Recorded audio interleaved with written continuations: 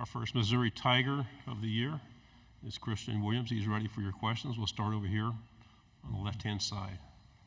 Morgan Weaver from KBTX in College Station. It's been since 2014 Mizzou's played in College Station. Just what have you heard about Kyle Field and that atmosphere? I heard it was, over 100-some thousand people?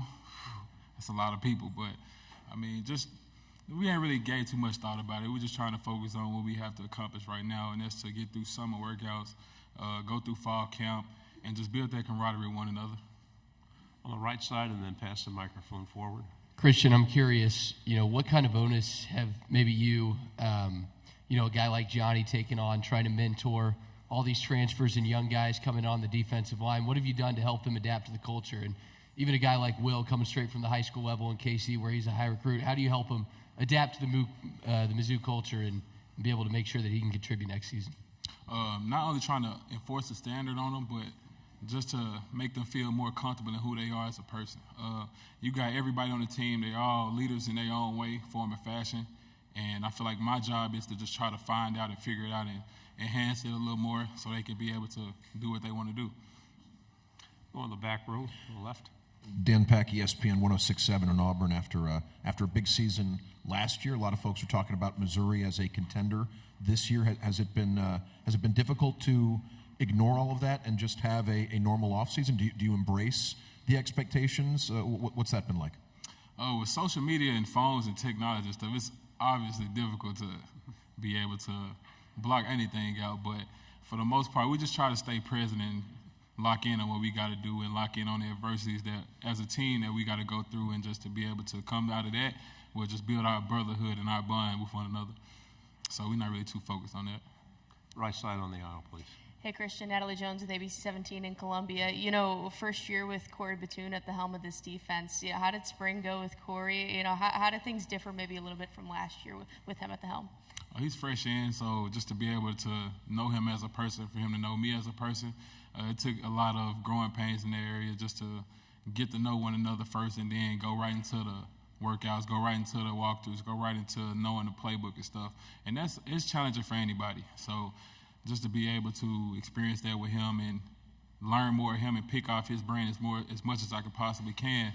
He's a situational master, so that's my biggest takeaway from him. He's a laid-back guy. He gets on you if he needs to, and I'm just excited to see what the future may hold. Left side on the aisle and pass it back. Kennedy Wright with CBS 42. There's a lot of conversation regarding the schedule this upcoming season and how it can kind of be seen as in Missouri's favor. Would you agree that the schedule of the season is in you guys' favor? I wouldn't say that, because every single game is NFL caliber players on each and every team. So you have to bring your A game every game. So I wouldn't say it's in our favor. We're just trying to prove something. And each and every year we have something to prove. We're just trying to elevate the standard that we had from last year. And last year's the past, and we accepted that, and we're just trying to move forward. Okay, on the aisle.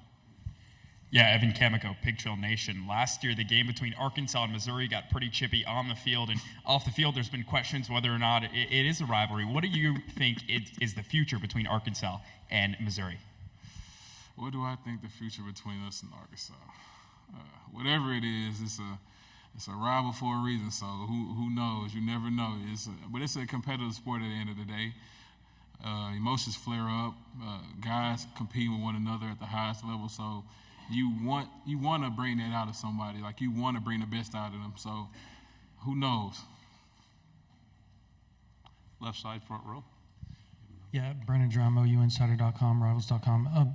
It's been over a decade since Missouri and Oklahoma have, seen each other, battle each other on the field. They have a long history of playing each other through the Big 8 and the Big 12.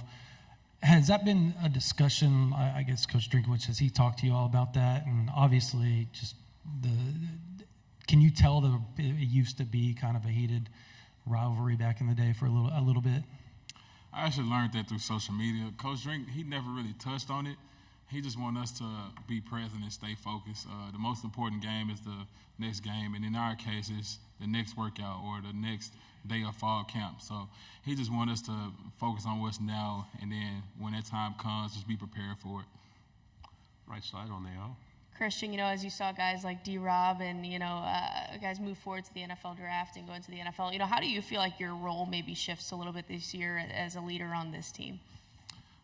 Role may have shifted. I would probably say, I wouldn't say that the mission is different. At the end of the day, I have something to prove. I'll just probably say it's with a newer group of guys, so I have to get to know more people more. And it's not a problem for me. At the end of the day, I want to be able to go outside my comfort zone. I want them to go outside their comfort zone. And for us to thrive how we want to thrive, you have to make those sacrifices. Right side, fourth row. I'm curious on the interior of the defensive line, guys like Eddie, Sterling, Chris transfers into. How do you see kind of you guys shaping up as far as, you guys going to play mostly 3, see yourself moving inside a little bit in terms of technique? How do you see, you guys as kind of an interior defensive line shaping up next season? As we would call ourselves Trish Mob, and also, in my opinion, we are big athletes. So I feel like we could do it all at any weight. I mean, Coach Batoon has a great scheme for us in all assets. I mean, he has multiple defenses that we could go in and out of. He has multiple disguises. So just be on the lookout for many different looks. Back row.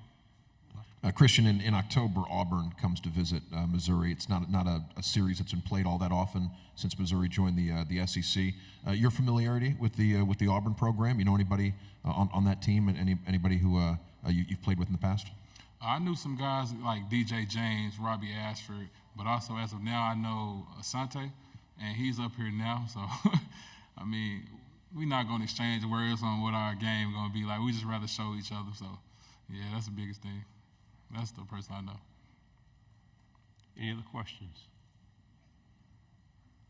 Thank you very much, Kristian. Appreciate y'all.